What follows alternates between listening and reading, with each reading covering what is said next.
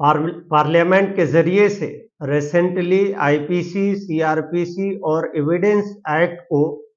Repeal यानी omit करते हुए नए एक्ट को भारतीय नागरिक सुरक्षा, भारतीय न्यायिक सुरक्षा और भारतीय साक्ष्य बिल को इंट्रोड्यूस रिसेंटली पार्लियामेंट के जरिए से किया गया था, जिसपे तमाम विरोधों उपरांत पार्लियामेंट के जरिए से उसको स्टैंडिंग कमेटी को भेजा गया था कि स्टैंडिंग कमेटी इन तमाम पॉइंट्स को रिव्यू करे और उसमें जो कमियां हैं कमियों के साथ देखे कि उसमें क्या क्या सुधार हो सकती है और क्या क्या बदलाव हो सकते हैं। तो इस पे पार्लियामेंट्री कमेटी के जरिए से रिव्यू किया गया और रिव्यू की रिपोर्ट के अनुसार अमित शाह के जरिए, जो केंद्रीय गृह मंत्री हैं, उन्होंने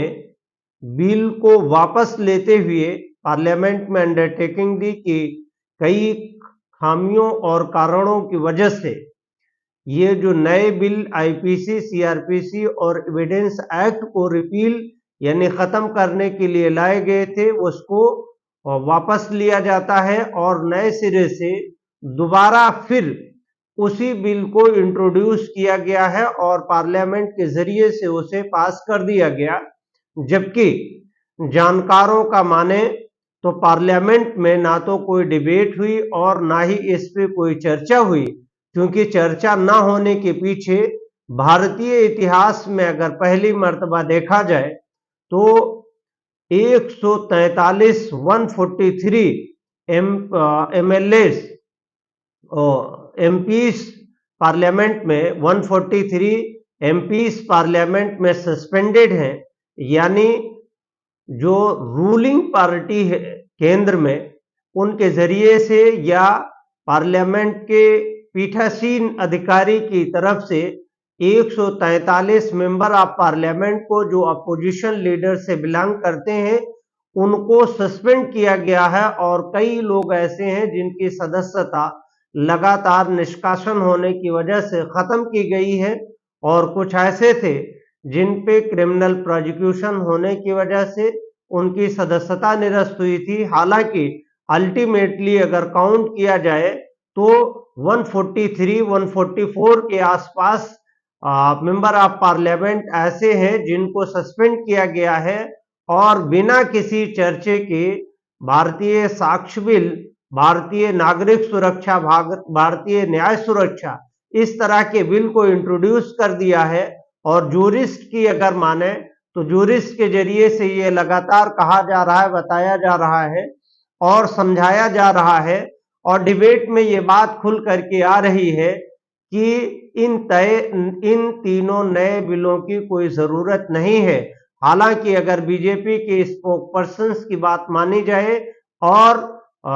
यहां तक कि जो लॉ मिनिस्टर हैं उनके इर्द गिर्द के रहने वालों की बात अगर मानी जाए तो उनका ये कहना है कि चूंकि ये अंग्रेजों के द्वारा बनाया हुआ कानून था और अंग्रेजों के बनाए हुए कानून को उन्होंने वापस ले लिया है और अपने नए बनाए हुए कानून को इनेक्टमेंट कर करके पार्लियामेंट के थ्रू से भारत में लाने की कोशिश की गई है और जो लोग इसका विरोध करते हैं एक्चुअली उन लोगों ने कानून को सही ढंग से नहीं पढ़ा है, इसलिए विरोध करते हैं। ये रूलिंग पार्टी और बीजेपी के लॉ मिनिस्टर्स और कुछ उनके इर्द गिर्द रहने वालों का मानना है। हालांकि अगर सही मानों में देखा जाए तो आईपीसी, सीआरपीसी और इंडियन एविडेंस को हटाने की कोई जरूरत नहीं थी। अगर गवर्नमेंट को किसी तरीके से यह लगता है कि उसमें किसी प्रोविजंस को फ्लेक्स ऑफ द टाइम के साथ में जो लंबे गैप और अंतराल के बीच में हो गया है, उसमें नए टेक्नोलॉजी के दौर में कुछ अमेंडमेंट होने चाहिए, कुछ एक्ट होने चाहिए, कुछ आर्टिकल्स इंट्रोड्यूस होने चाहिए, कुछ नए चैप्टर्स बढ़ने चाहिए, कुछ पुराने चैप्टर्स डिलीट होने चाहिए। तो पार्लियामेंट के पास एक नया मौका था कि वो नए सिरे से उस एक्ट में अमेंड करते और कुछ प्रोविजंस को डिलीट करते, ओमिट करते, कुछ सेक्शंस को घटाते बढ़ाते। ये उनके पास टेस्टेड चीजें थी, उसमें घटा बढ़ा करके चीजें कर सकते थे। हालांकि अगर सीआरपीसी के बारे में लोगों को यह कहा जाए कि सीआरपीसी अंग्रेजों की बनाई हुई कानून है, तो जब सीआरपीसी में लास्टली अमेंडमेंट हुआ था 1973 में और ऑलमोस्ट सारे प्रोविजंस चेंज किए गए थे, और अगर 1973 से अब तक देखा जाए तो हाई कोर्ट, सुप्रीम कोर्ट के साथ साथ ट्रायल कोर्ट ने ईच एंड एवरी सेक्शंस जो आईपीसी, सीआरपीसी और एविडेंस है वो उस पर टेस्ट किया, और तमाम टेस्टेड सेक्शंस को डायरेक्टली पार्लियामेंट के जरिए से बिना पब्लिक के ओपिनियन को लिए हुए और बिना जूरिस्ट के ओपिनियन को लिए हुए इस कानून को एक हिसाब से थोप दिया गया है। हालांकि अगर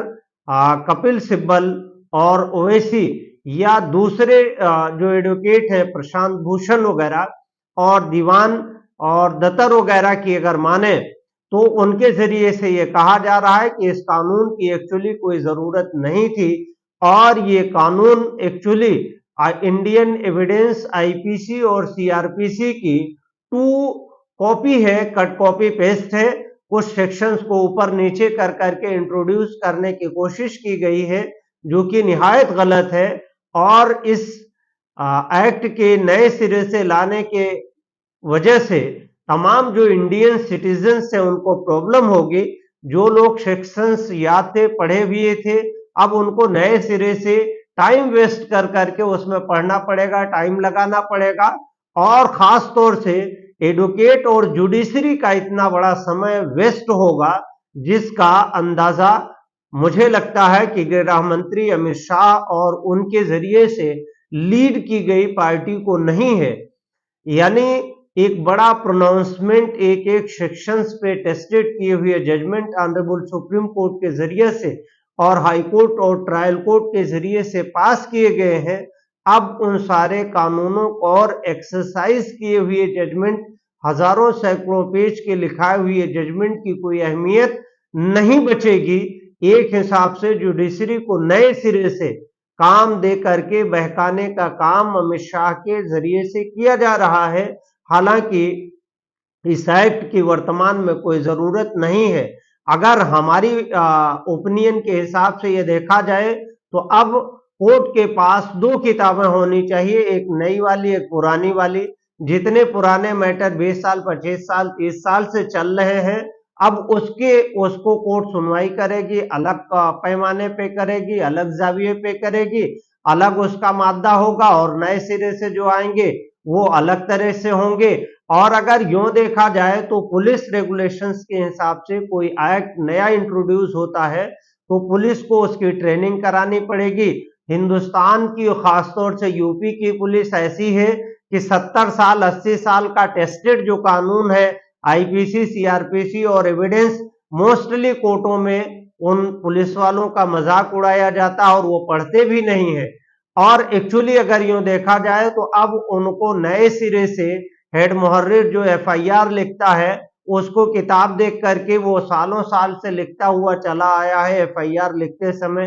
कंटेंट देखता है फिर लिखता है, तो ऐसी स्थिति में एक एनार्की का स्टेज पैदा हो जाएगा, और नए और पुराने को मिला करके बहुत घालमेल हो जाना चाहिए। एक्चुअली जो नया एक्ट, रूल और बिल लाया जा रहा है, इसकी कतई जरूरत नहीं है, और पुराने ही एक्ट में संशोधन करके बढ़ा घटा कर करके उसी एक्ट को कंटिन्यू किया जाना चाहिए। हालांकि जूरिस्ट की तरफ से एक पिटीशन सुप्रीम कोर्ट में फाइल होना चाहिए कि सरकार जो चाह रही है वो लाती हुई चली जा रही है, एनार्की सरकार के जरिए से खुद पैदा की जा रही है। इसको सुप्रीम कोर्ट को सो मोटो कॉग्निजेंस लेते हुए नए बिलों को स्टेप डाउन कर देना चाहिए, और ये नए बिल ना तो जनता के हित में है, ना जुडिशरी के हित में है, और ना ही ये एडवोकेट वेलफेयर के हित में है। सरकार लगातार इस तरह के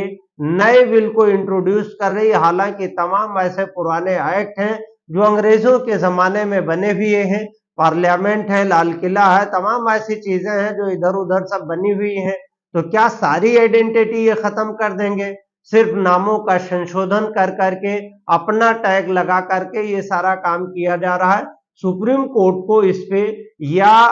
बाय वे ऑफ पीआईएल इस पे, इसकी वैलिडिटी पे क्वेश्चनिंग होनी चाहिए और सुप्रीम कोर्ट को भी